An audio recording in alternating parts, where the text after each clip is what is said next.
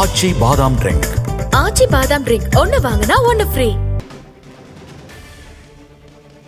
தமிழ்நாடு சட்டப்பேரவையில் முதலமைச்சர் மு க ஸ்டாலின் உரையாற்றி வருகிறார். அந்த காட்சிகளை நாம் நேரடியாக பார்த்து வருகிறோம். பேரவைத் தலைவர் அவர்களே, எதிர்க்கட்சி தலைவர் அவர்கள் இங்கு வேகமாக ஆளுங்கட்சியாக இருக்கக்கூடிய திராவிட முன்னேற்ற கழகத்தை குறை சொல்லி இங்கே சில செய்திகளை பதிவு செய்து கொண்டிருக்கிறார். நான் ஏற்கனவே ஒரு பெயரை குறிப்பிட்டு சொன்னதற்கே நீங்கள் அதற்கு அப்ஜெக்ஷன் சொல்லி இந்த தீர்மானம் முறையாக கட்டுப்பாட்டோடு ஒற்றுமையாக இருந்து அது நிறைவேற்றணும் என்ற நிலையை ஏற்படுத்த வேண்டும் என்பதற்காகத்தான் சொன்னேனே தவிர அது தவறு இல்லையா, இடம் பெறலாமா வேண்டாமா என்று கூட நான் சிந்திக்க வேண்டிய அவசியம் இல்லை என்று சொன்னேன். ஆனால் இப்பொழுது எதிர்க்கட்சி தலைவர் தேவையில்லாமல் பல பிரச்சனைகள் சொல்லுகிறார். நானும் சொல்வதற்கு தயாராக இருக்கிறேன். எங்களை பார்த்து கேட்கிறேன், நீங்களும் ஆட்சி பொறுப்பில் இருந்திருக்கிறீர்கள். 10 வருஷம் நீங்களும் இருந்திருக்கிறீங்க. இல்லை 10 வருஷம் இருந்திருக்கிறீங்க. அப்போ என்ன செஞ்சீங்க? நாங்கள் கிட்டத்தட்ட 54 கடிதங்கள் அனுப்பிச்சி வச்சிருக்கோம். இது வரைக்கும் பிரதமர் நிறைய சந்திக்கிற முதலாம். இப்போ நீங்கள் டெல்லி போயிட்டு இருந்தீங்களா, சொல்லிட்டு வந்துருக்கீங்களா? இதை பற்றி சொல்லியிருக்கீங்களா? சொல்லுங்கள். இதை கடிதம் நான் கேட்குறேன், சொல்லுங்கள், இதுக்கு பதில் சொல்லுங்கள்.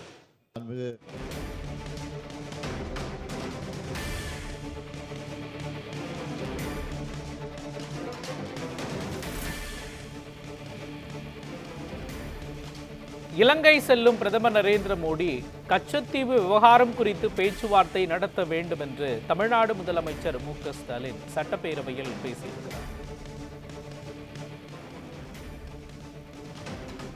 கச்சத்தீவு மீட்புக்காக திமுக 54 கடிதங்களை எழுதியுள்ளது. அதிமுக என்ன செய்தது என்று தமிழ்நாடு முதலமைச்சர் மு க ஸ்டாலின் சட்டப்பேரவையில் கேள்வி எழுப்பியிருக்கிறார். டெல்லி சென்று வந்த நீங்கள் கச்சத்தீவை மீட்க சொல்லிவிட்டு வந்தீர்களா என எதிர்க்கட்சித் தலைவர் எடப்பாடி பழனிசாமிக்கு முதலமைச்சர் மு க ஸ்டாலின் கேள்வி எழுப்பியிருக்கிறார்.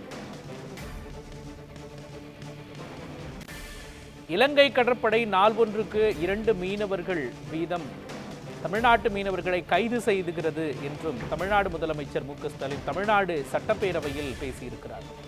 கச்சத்தீவை மீட்க கோரிக்கை வைத்திருக்கிறார். கச்சத்தீவு விவகாரத்தில் திமுக அரசுக்கு எதிராக அரசியல் நடக்கிறது என்றும் தமிழ்நாடு முதலமைச்சர் மு க ஸ்டாலின் குறிப்பிட்டிருக்கிறார். கச்சத்தீவு விவகாரத்தில் நிரந்தர தீர்வுக்காக இலங்கை அரசுடனான தீர்மானத்தை திருத்த வேண்டும் என்றும் தமிழ்நாடு முதலமைச்சர் மு க ஸ்டாலின் குறிப்பிட்டிருக்கிறார்.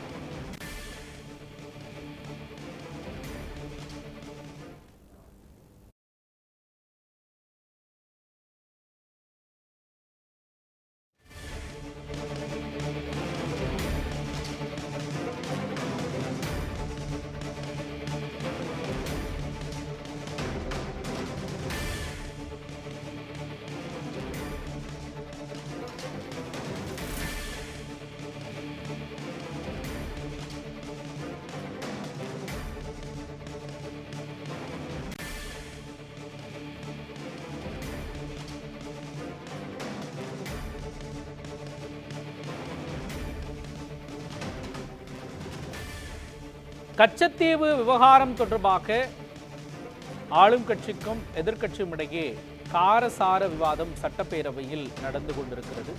குறிப்பாக கச்சத்தீவு மீட்புக்காக அதிமுக என்ன செய்தது என்று தமிழ்நாடு முதலமைச்சர் கேள்வி எழுப்பியிருக்கிறார். விரிவான விவரங்களை வழங்குவதற்காக நமது செய்தியாளர் பாஸ்கர் பாண்டியன் இணைந்திருக்கிறார். பாஸ்கர் பாண்டியன், இந்த கச்சத்தீவு மீட்பு விவகாரம் தொடர்பாக சட்டப்பேரவையில் நடந்த காரசார விவாதம் குறித்து பதிவு பண்ணுங்க.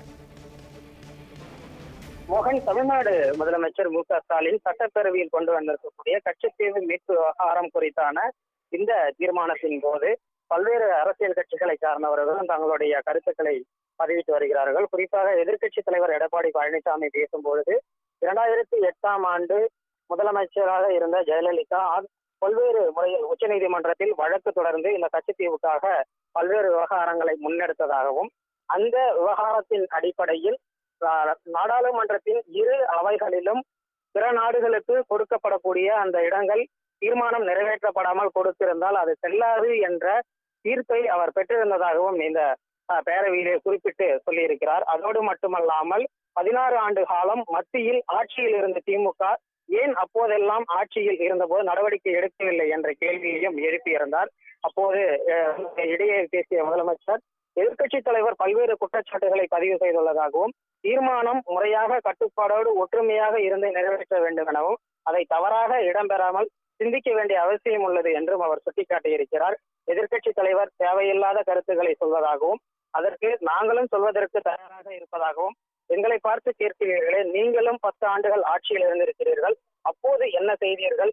கிட்டத்தட்ட 54 கடிதங்களை நான் அனுப்பியுள்ளேன் என்றும், பிரதமரை சந்திக்கும் போதெல்லாம் டெல்லி போயிட்டு, தற்பொழுது கூட டெல்லி போயிட்டு வந்தீர்களே, என்ன சொல்லிவிட்டு வந்திருக்கிறீர்கள் என்ற ஆவேசமாக கேள்வியையும் முதலமைச்சர் எழுப்பியிருந்தார். அப்போது கூட அதற்கு பதிலளிக்கும் விதமாக எதிர்க்கட்சி தலைவரும் பேசியிருந்தார். சும்மாவெல்லாம் போயிட்டு வரவில்லை, எப்போதும் முதலமைச்சராக இருந்தபோது அப்போதைய மீன்வளத்துறை அமைச்சராக இருந்த ஜெயக்குமாரை அழைத்து சென்று விரிவாக பிரதமரிடம் விளக்கியிருப்பதாகவும் அவர் விளக்கமாக தெரிவித்திருந்தார். நீங்கள் போகவில்லை என்றோ அல்லது அப்போதைய முதலமைச்சராக இருந்த ஜெயலலிதா வழக்கு தொடுத்தது குறித்தோ இல்லை என்று கூறுவதாக பேரவையிலேயே முதலமைச்சர் மு.க.ஸ்டாலின் விரிவாக தெரிவித்திருக்கிறார். வெளியுறவுத்துறை அமைச்சரை பார்க்கும் போதெல்லாம் இது தொடர்பாக, கச்சத்தீவு விவகாரம் தொடர்பாக அவர் வலியுறுத்தி இருப்பதாகவும் மிக தெளிவான விரிவான விளக்கத்தை பேரவையில் அளித்திருக்கிறார். இந்த தீர்மானம் குறித்து தான் பேச வேண்டுமே தவிர அதில் இருக்கக்கூடிய அரசியல் குறித்து பேச வேண்டாம் என கேட்டுக்கொள்வதாகவும் உறுப்பினர்களுக்கு கேட்டுக்கொள்வதாகவும் அவர் தெரிவித்திருக்கிறார். விவரங்களை வழங்கியதற்கு நன்றி பாஸ்கர் பாண்டியன்.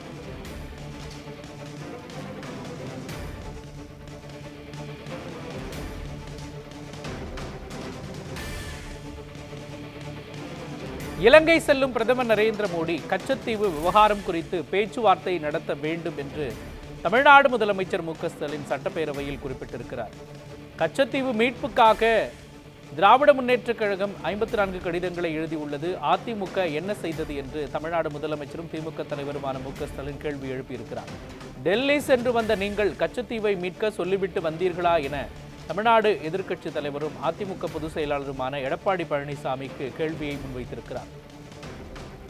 கடந்த 10 ஆண்டுகளாக ஆட்சி காலத்தில் கச்சத்தீவை மீட்க நீங்கள் என்ன செய்தீர்கள் என்று எதிர்க்கட்சி தலைவரை நோக்கி தமிழ்நாடு முதலமைச்சர் மு.க.ஸ்டாலின் கேள்வி எழுப்பியிருக்கிறார். திரு வேல்முருகன் அவர்கள் இதை வரவேற்று பேசுகையில், கன்னியாகுமரி மற்றும் திருத்தணி இணைக்கப்பட்ட அதே நாளில் உரிமை போர் தொடங்கியிருப்பதாக குறிப்பிட்டு உணர்ச்சி பெருக்கோடு தன்னுடைய உரிமை குரலை இங்கே பதிவு செய்திருக்கிறார். அதேபோல திரு E.R. ஈஸ்வரன் அவர்கள் இந்த பிரச்சனையை அரசியல் ரீதியாக பார்க்காமல் தமிழக மீனவர்கள் மற்றும் படகுகள் தொடர்ந்து சிறைபிடிக்கப்பட்டு வருவதை பற்றி குறிப்பிட்டு வரவேற்று பேசியிருக்கிறார்கள். திரு ப. அப்துல் சமத் அவர்கள் மற்றும் திரு மு. ஜெகன்மூர்த்தி அவர்கள் தமிழக மீனவர்கள் படக்கூடிய துன்பங்களை குறித்து குறிப்பிட்டு மாண்புமிகு பிரதமர் இலங்கை செல்லும் போது இதை பேச வேண்டும் என்று வலியுறுத்தி காட்டி வரவேற்றிருக்கிறார். டாக்டர் சதன் திருமலைக்குமார் அவர்கள் திரு வைகோ அவர்கள் நாடாளுமன்றத்தில் வலியுறுத்தி பேசியதை குறிப்பிட்டு அதை வரவேற்றிருக்கிறார்கள். மாண்புமிகு உறுப்பினர் ராமச்சந்திரன் அவர்கள் உரையாற்றுகையில் 1974 மற்றும் 76 ஆண்டுகளில் போடப்பட்டிருக்கக்கூடிய ஒப்பந்தங்கள் குறித்து விரிவாக உரையாற்றிய கருத்துக்களை தெரிவித்து வரவேற்றிருக்கிறார். இந்திய கம்யூனிஸ்ட் கட்சியினுடைய மார்க்சிஸ்ட் கட்சி உறுப்பினர் திரு V.P. நாகைமாலி அவர்கள் உரையாற்றுகையில் நீதிமன்ற வழக்கு குறித்தும் நாம் எடுக்க வேண்டிய முடிவு குறித்தும் தனது கருத்துக்களை தெரிவித்திருக்கிறார்கள். திரு S.S. பாலாஜி அவர்கள் உரையாற்றுகையில் தமிழக அரசோடு கலந்து ஆலோசிக்காமல் நாடாளுமன்றத்தின் உரிய வகையில் ஒப்புதல் பெறாமல் 1974 ஆண்டு போடப்பட்ட ஒப்பந்தம் குறித்து வெளியில் பரப்பப்படும் உண்மைக்கு மாறான செய்திகள் குறித்தும் விரிவாக பேசியிருக்கிறார். பாரதிய ஜனதா கட்சியை சார்ந்த மாண்புமிகு உறுப்பினர் திருமதி வானதி சீனிவாசன் அவர்கள் உரையாற்றுகையில் மீனவர் நலன் காக்க தனி அமைச்சர் உருவாக்கப்பட்டது போன்ற நல்ல விஷயங்களை குறிப்பிட்டு அன்றைக்கு இந்த ஒப்பந்தம் குறித்த விவாதம் நாடாளுமன்றத்தில் நடைபெற்ற போது மறைந்த பாரத பிரதமர் திரு வாஜ்பாய் அவர்கள் கடுமையாக எதிர்த்தது பற்றி குறிப்பிட்டு வரலாற்று தவறு சரி செய்யப்பட வேண்டும் என குறிப்பிட்டார். எங்களால் ஏழும் என்று சொல்பவர்கள் கடந்த 10 ஆண்டுகளாக அன்றைக்கு ஆட்சியில் இருந்தவர்கள் வலியுறுத்திய போதும் இப்போது கடந்த 4 ஆண்டுகளாக நாங்கள் வலியுறுத்தி வருகிற போதும் ஒன்றிய அரசு செவிசாய்க்கவில்லை. இன்றைக்கு இந்த தீர்மானம் ஒருமனதாக நிறைவேற்றப்பட்டு ஒன்றிய அரசுக்கு அனுப்பப்பட்ட பிறகாவது செய்வதற்கு நம்முடைய மாண்புமிகு உறுப்பினர் அவர்கள் அங்கே இருக்கக்கூடிய தலைவரிடத்தை வற்புறுத்துவார் என்று நம்புகிறேன். அவரும் தீர்மானத்தை வரவேற்றிருக்கிறார். மகிழ்ச்சி. அதேபோல் மாண்புமிகு ஜி.கே. மணி அவர்கள் வரவேற்று உரையாற்றுகளின் தீர்மானத்தை நிறைவேற்றி ஒன்றிய அரசுக்கு அனுப்புவதோடு ஒரு குழு நேரடியாக இந்திய பிரதமர்கள் நேரில் சந்தித்து தமிழக மீனவர்கள் படுவேதனை பற்றிய விவரங்களை சுட்டிக்காட்டி கச்சத்தீவை மீட்க வேண்டியதன் அவசியத்தை பற்றி வலியுறுத்த வேண்டும் என்று குறிப்பிட்டிருக்கிறார். அதையும் வரவேற்றிருக்கிறார். மாண்புமிகு கு. செல்லப்பிறந்தகை அவர்கள் உரையாற்றுகையில் 1921ஆம் ஆண்டு முதல் நடைபெற்ற நிகழ்வுகள் எல்லாம் குறிப்பிட்டு தீர்மானத்தை வரவேற்று பேசியிருக்கிறார். அதேபோல் எதிர்க்கட்சி தலைவர்களும் இடையிடையிலே கொஞ்சம் முரண்பாடான சில கருத்துக்கள் வந்தாலும் அதையெல்லாம் மறந்து இந்த தீர்மானத்தை உளப்பூர்வமாக அவரும் இதை வரவேற்று பேசியிருக்கிறார். அத்தனை பேருக்கும் இந்த நேரத்தில் நான் தமிழ்நாட்டு மக்களின் சார்பில், தமிழக மீனவர்கள் சார்பில் என்னுடைய இதயபூர்வமான நன்றியை தெரிவித்துக் கொள்கிறேன். மாண்புமிகு முதலமைச்சர் அவர்களின் தீர்மானம் பேரவையின் முடிவுக்கு விடப்படுகிறது. ஏற்போர் ஆம் என்க, மறுப்போர் இல்லை என்க. மறுப்போரே இல்லை என்று கருதுகிறேன். மறுப்போரே இல்லை. தீர்மானம் ஒருமனதாக நிறைவேறியது.